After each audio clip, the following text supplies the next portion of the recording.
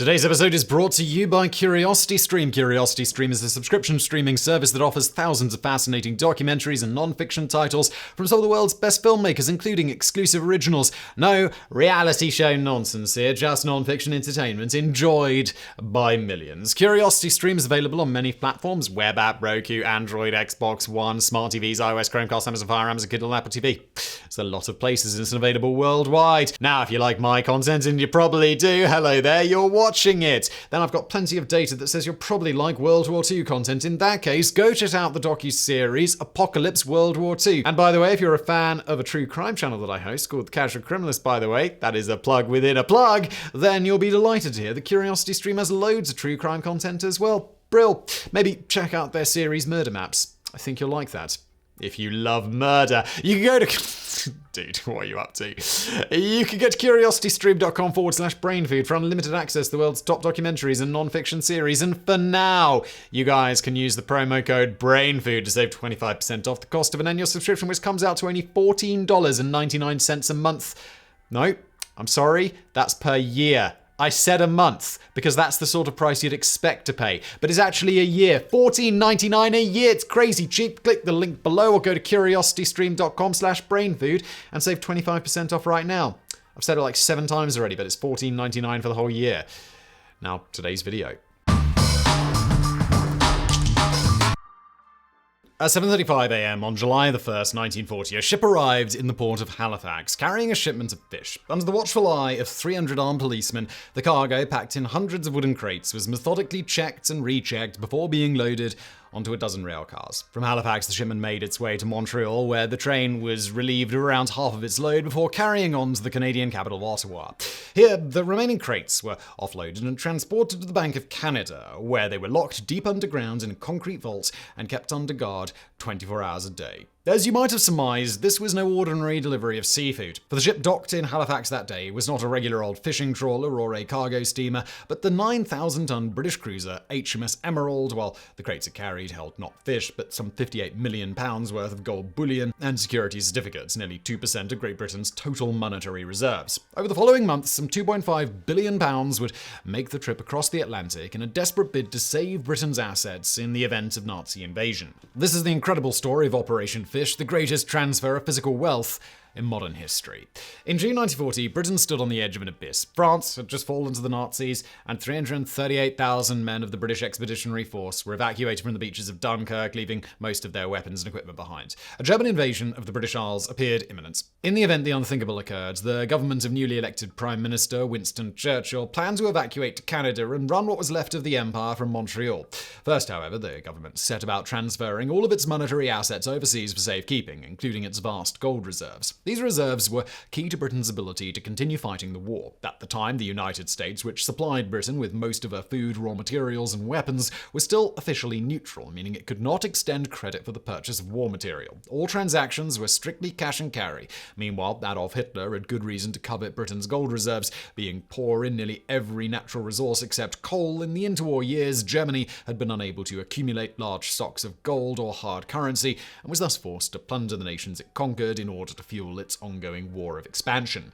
The transfer of British wealth overseas had already begun several years earlier as the storm clouds of war began gathering on the horizon. Starting in early 1936, the Bank of England began purchasing Canadian gold and storing it in earmarked accounts at the Bank of Canada. This not only provided a convenient and safe emergency reserve in case of war, but the Bank of Canada sold gold at a globally competitive rate and charged almost nothing for processing and storage, while storing gold in Canada allowed for much easier exchanges with the United States Federal Reserve. By the end of 1937, the Bank of England had accumulated 4,748 gold bars in its Ottawa accounts, worth a total of $66 million. But it was not until 1939, when war became all but inevitable, that the transfer of British wealth to Canada truly began in earnest. In order to keep the first shipment secret, the British government hit upon the perfect cover: the upcoming royal visit of King George VI and Queen Elizabeth to Canada. On May 6, 1939, the royal couple set sail from Portsmouth aboard the Canadian Pacific Ocean liner Empress of Australia. Escorting them across the Atlantic were the cruisers HMS Glasgow and HMS Southampton, and the battleship HMS Repulse, each carrying a secret cargo of £10 million in gold bars. When halfway through the crossing, King George decided that Repulse was more urgently needed for the defense of the British Isles. Its gold was redistributed between the remaining 2 ships, and Repulse returned home, and For more on the ultimate fate of HMS Repulse, please check out our previous video, 4C and the Death of the Battleship. On May the 16th, as massive crowds choked the docks and streets of Quebec City to greet Canada's royal guests, a team of workmen, police guards, and Bank of Canada employees worked quickly and quietly to count the gold and unload it from the warships for transport via train and truck to the Bank of Canada vault in Ottawa. The whole process of accounting, transport, and storage took 2 weeks and hundreds of personnel, yet the Canadian government managed to keep the whole operation secret from the public. It was an encouraging sign of things to come. On September 3rd, 1939, Britain declared war on Nazi Germany. 1 month later, on October 7th, the convoy, consisting of the light cruisers HMS Emerald, Enterprise, and Caradoc, and the battleships HMS Revenge and Resolution, set sail from Plymouth loaded with £2 million in gold bars in the first of many wartime gold runs, collectively codenamed Operation Fish. By now, however, shipping millions in gold bullion to Canada was a significantly riskier prospect for German U-boats now prowled the North Atlantic. The British were acutely aware of the risk. On January 25th, 1917, the ocean liner SS Laurentic was struck by German mines off the coast of Ireland, carrying 43 tons of gold to the bottom. While most of the Laurentic's cargo was eventually recovered, any gold lost in the Mid-Atlantic would be lost forever, and with Britain's economy just recovering from the depths of the Great Depression, the loss of even a single shipment would have been disastrous to the nation's war effort. Furthermore, the War Cabinet had decided not to inform the War Risk Insurance Office of the shipments, reasoning that nobody would consider insuring such an absurd amount of wealth anyway.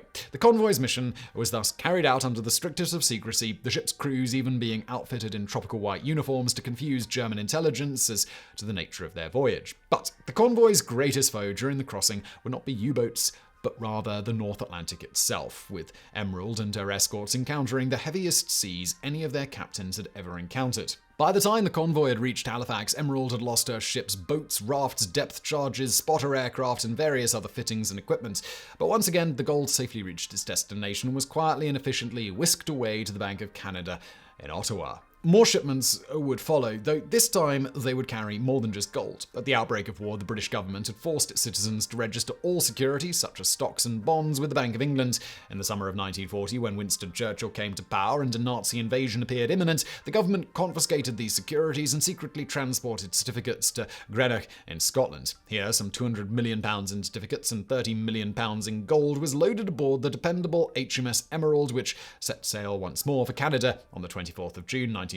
By this time, the Battle of the Atlantic had reached its peak, with German U-boats sinking over 100 ships, nearly 40% of transatlantic traffic in May of 1940 alone. And just like on the first voyage, Emerald and her destroyer escorts encountered heavy seas, thick fog, and treacherous sea ice. 2 destroyers were forced to turn back, while several times Emerald was forced to come to a complete stop, making her a sitting duck for prowling submarines. Miraculously, however, the convoy once again made the 4,600-kilometer crossing unscathed, arriving in Halifax Harbour on the morning of July the 1st. At Pier 6, officials from the Bank of Canada and Canadian National Express were waiting to greet the shipment, and under the watchful eye of armed Royal Canadian Mounted Police, they supervised its transfer to a waiting train. 12 specially reinforced rail cars had to be used, as the floors of regular passenger coaches could not handle the weight of the gold. Sidney Perkins, an employee of the Bank of Canada's Foreign Exchange Control Board, would later describe the scene, quote, "Seeing tens of millions of gold piled on the quay gave me a cold chill. Even with the whole area fenced off, some word about this enormous shipment could easily leak out in a big port like Halifax." Yet once again, the whole operation was carried out in complete secrecy, and within hours the sealed train and its precious cargo were on their way to Montreal, protected by nearly 300 armed guards. At Montreal's Bonaventure station, the accompanying team of 5 exhausted Bank of England officials, led by Alexander Craig, were greeted by David Mansour, acting secretary of the Bank of Canada. As the 2 men shook hands, Craig uttered the cryptic and very British code phrase, "Hope you won't mind our dropping in unexpectedly like this, but we've brought along a quite large shipment of fish." The 2 men then set about arranging the division of the cargo. The security certificates were unloaded in Montreal and transported by truck to the Sun Life Assurance Building, then the largest office building in the British Empire. At first, the boxes of securities were piled in a large space known as the buttress room, but it soon became clear that a more secure repository would be needed. Chronic wartime shortages, however, meant that the steel needed to construct a vault was hard to come by. A solution was soon found in the form of 870 steel rails ripped up from an abandoned railroad and a massive vault door borrowed from the Bank of Canada. In July 1940, workmen began pumping 360 tons of concrete into the basement of the Sun Life building to create a steel-reinforced vault 15 meters below street level with walls 1 meter thick. Completed in 6 weeks, the vault was crammed with over 900 four-drawer filing cabinets filled with securities protected by an acoustic alarm system so sensitive it could detect the sound of a drawer opening, as well as 24 RCMP guards barracked in the building. As Officer Bill Ritchie later recalled, quote, "On arrival, 2 members each were stationed at the first and second basement floors at the elevators, while the majority were in the third basement doing shift duties. We witnessed the arrival of numerous boxes being brought to the third basement while the vault was being constructed, with us standing guard. Still, we did not know officially what they contained. We made $1.50 a day and really had a lot of fun. We were a very cohesive group and we bonded a lot during that month and a half, but in the end, we were happy to return home." To protect the secrecy of the operation, the vault construction was explained away as an emergency measure to reinforce the Sun Life building's foundations, while a rumor was intentionally spread in Montreal that the British crown jewels were being stored at the building to justify the extra security. To help manage the storage and exchange of certificates, David Mansur hired a team of 120 retired bankers, brokers, and investment secretaries. Yet, despite this increased activity, none of Sun Life's insurance 5,000 employees ever learned or suspected of what was being stored in their new underground vault, nor, for that matter, did the Canadian public. Meanwhile, HMS Emerald's shipment of gold bullion carried on to Ottawa, where it was transferred by armoured trucks and labourers working 12-hour shifts into the Bank of Canada's 60 by 100-foot underground vault on Wellington Street.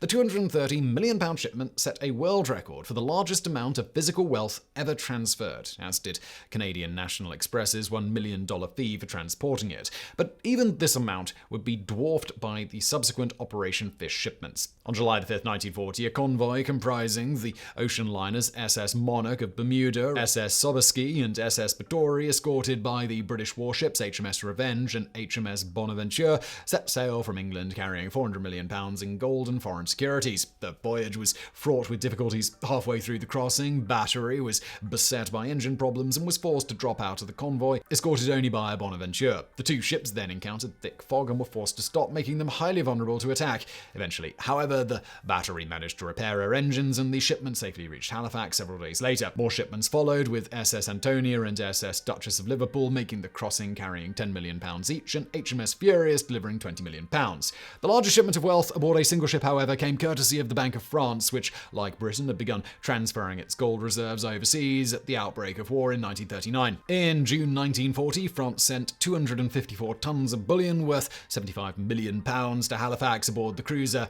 Émile Berton. This was one of the fastest warships in the world at the time. The Bank of Canada had previously received several shipments of French gold without incident, but the changing political situation would complicate this particular delivery. With France now occupied by the Nazis, the British government requested that all French assets in foreign banks be made available to aid the Allied war effort.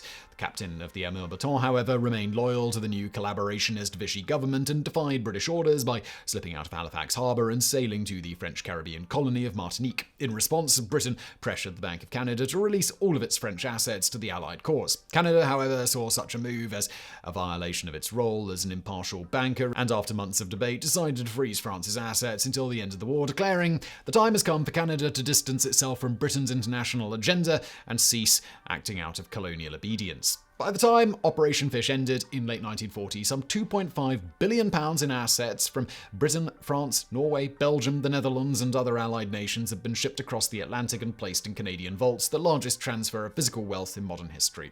This wealth included some 1,500 tons of gold bars and coins worth nearly £470 million, an amount so vast that the Bank of Canada ran out of vault space to store it all. According to historian James Powell, the story that I have heard is that there was so much gold coming in at one point, they were just stuffing it everywhere, in hallways, in the incinerator room, just stuffing it to keep it safe before the accountants could come and look at all the boxes and tally it all up to make sure it was all there. Indeed, it's estimated that by the end of the war, the amount of gold stored in the Bank of Canada's vaults was exceeded only by the United States' gold reserve at Fort Knox. But perhaps the most remarkable fact about Operation Fish is that despite the U-boat menace and the hundreds of bankers, clerks, workmen, guards, and other personnel involved in the operation, not a single ship was sunk, nor a single bar of gold or security certificate misplaced. Nor did German intelligence or even the Canadian public ever find out about the massive transfer of wealth. Indeed, so tightly was secrecy maintained that the Maritime Command Museum in Halifax has been unable to find any official records of any gold-related activities at any of the city's piers during the war. Even the service records of the destroyer HMCS